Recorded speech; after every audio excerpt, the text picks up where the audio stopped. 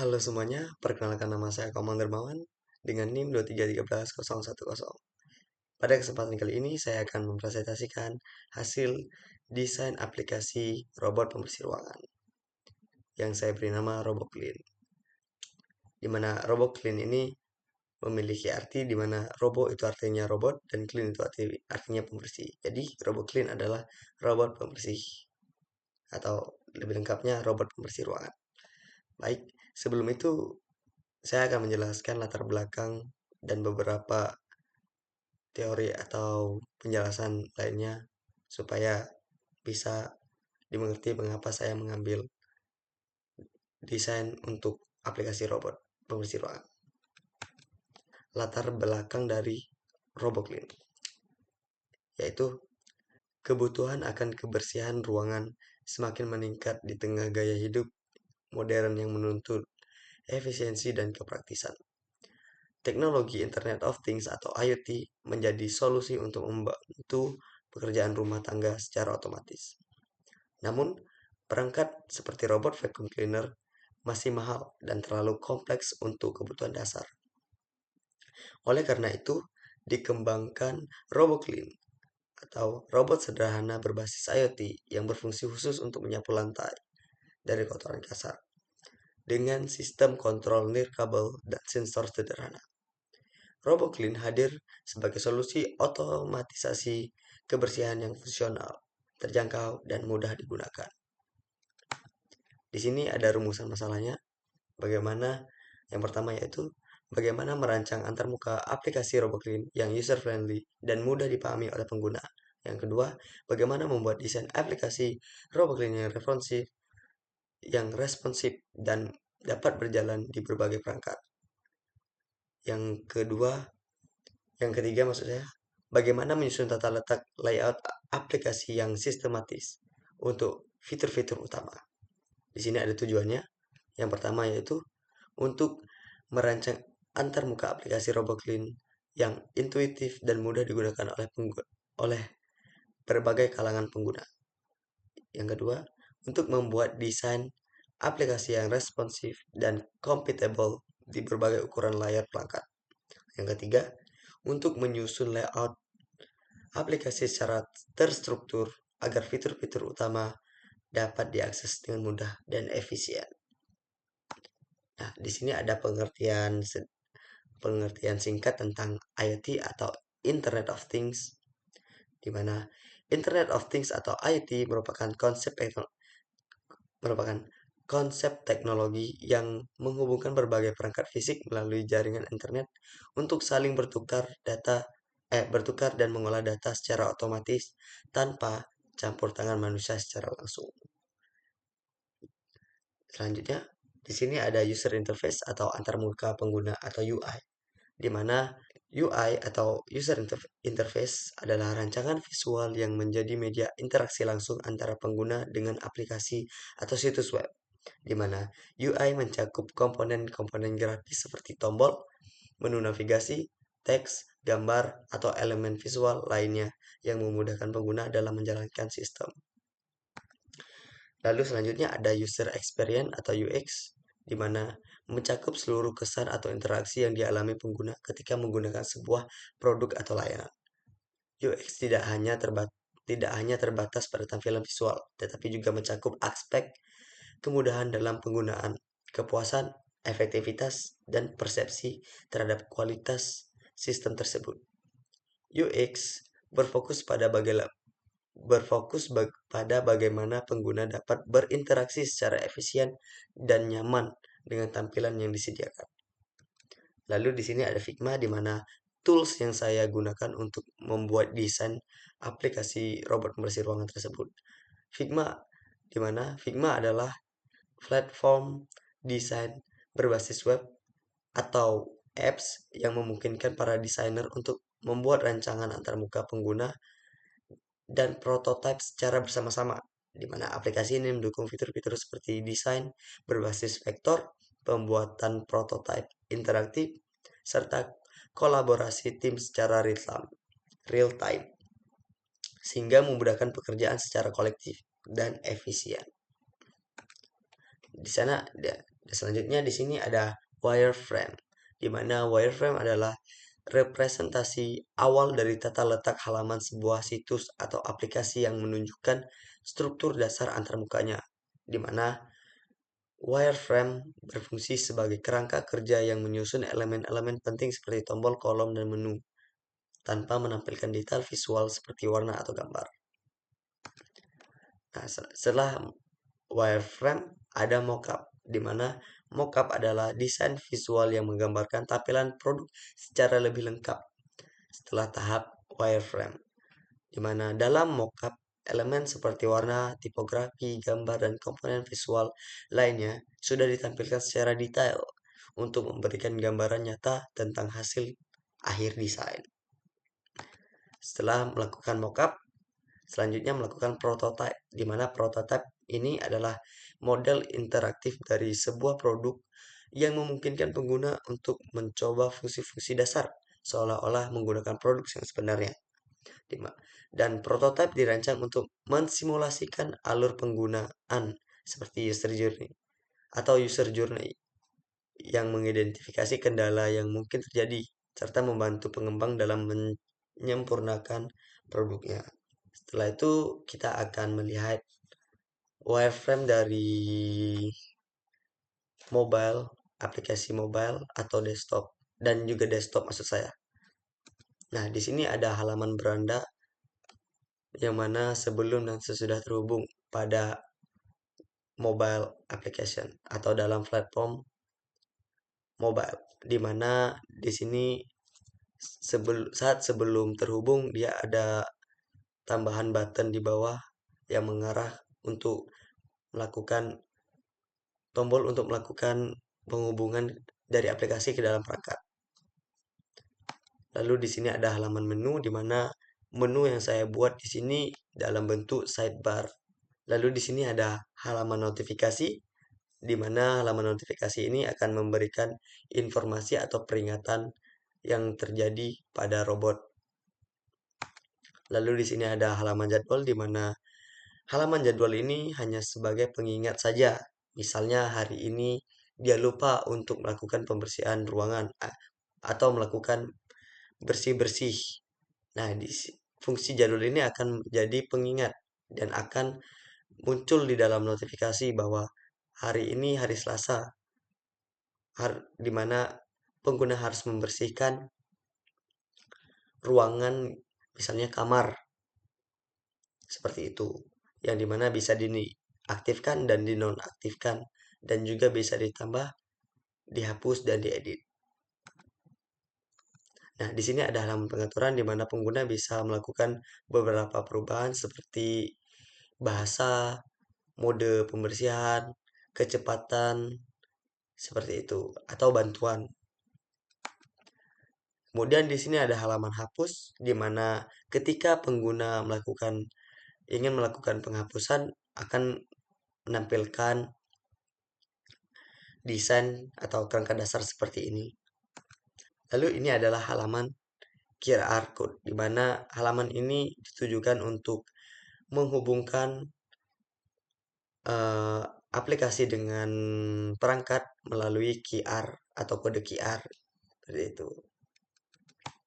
Lalu di sini ada halaman beranda pada desktop, sama seperti pada mobile, yang berbeda hanya dari segi ukuran, dan di sini ada fitur atau simbol untuk mengarah kepada support atau bantuan seperti itu. Yang dimana ini menggunakan sidebar juga. Selanjutnya di sini ada halaman jadwal pada desktop, di mana memiliki fungsi yang sama sebagai pengingat. Lalu di sini halaman notifikasi pada desktop. Lalu ini ada wireframe bantuan pada desktop. Kemudian ini adalah halaman pengaturan pada desktop. Nah, di mana halaman pengaturan pada desktop ini bisa melakukan penggantian tema seperti terang atau gelap seperti itu. Nah, setelah itu kita akan melihat mockup dan prototype dari desain yang sudah saya buat. Nah, di sini adalah tampilan desain beranda sebelum terhubung ke dalam perangkat, di mana di dalamnya ada status, kecepatan, baterai, dan durasi. Lalu ada simbol lonceng sebagai notifikasi, ada simbol scan untuk penghubungan dari perangkat ke dalam aplikasi, lalu ada tombol pindai untuk menghubungkan, dan ada tombol mulai untuk melakukan pembersihan. Lalu di sebelah kiri atas ada apa namanya, hamburger, atau di mana itu digunakan untuk menu atau sidebar menu. Selanjutnya pengguna akan melakukan penghubungan bisa melalui klik button ini atau pindai untuk menghubungkan. Fitur ini akan menycan atau men-scan kode QR yang ada pada robot. Semisal tidak bisa melakukan secara QR, bisa dihubungkan melalui WiFi secara manual. Di mana di sini ada fitur flash lampu dan gambar apabila kode QR-nya di screenshot atau di download, bisa langsung dimasukkan langsung. Setelah terhubung, dia akan tampilannya seperti ini. Sudah terhubung, di mana satu sudah terhubung, kecepatannya normal, baterainya 100%, dan durasinya 30 menit. Di mana durasi ini lamanya waktu saat pembersihan, seperti itu. Lalu setelah itu bisa diklik mulai, lalu untuk melakukan pemberhentian. Setelah itu ada notifikasi di mana menampilkan misalnya baterai hampir habis, segera isi ulang daya. Seperti itu, ada jam dan tanggalnya. Terus di sini ada sidebar menu, ya di mana menunya itu ada 3, di mana ada jadwal, pengaturan, dan beranda saja. Ini sama seperti tadi. Setelah itu kita akan langsung ke jadwal. Di mana jadwal ini sudah saya jelaskan tadi bahwa sebagai pengingat saja. Ketika pengguna lupa untuk melakukan pembersihan atau bersih-bersih kamar seperti menyapu seperti itu. Di sini ada button tambah, di sana ada button aktif dan nonaktif, di sana button edit. Untuk melakukan penghapusan bisa ditekan lama. Nah, seperti ini tampilannya. Bisa hapus satu item atau pilih semuanya untuk menghapus semuanya. Setelah itu di sini ada toggle di mana bisa diaktifkan, bisa dinonaktifkan apabila kita tidak ingin melakukan pembersihan. Bisa dinonaktifkan saja. Lalu untuk melakukan pengeditan bisa diklik, di mana edit ini bisa hari, ruang, dan waktu. Dan di sini juga ada tambah sama seperti edit. Setelah itu kita pergi ke pengaturan. Nah, di mana pengaturan ini bisa melakukan perubahan bahasa, mode pembersihan di mana otomatis, zigzag, atau spot atau tepi.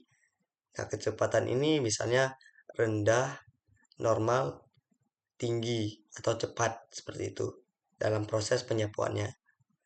Kemudian di sini ada fitur bantuan di mana bantuan ini memberi bantuan ini apabila perangkat itu terjadi kesalahan atau error, kemudian ada bisa melakukan hubungi kami seperti itu.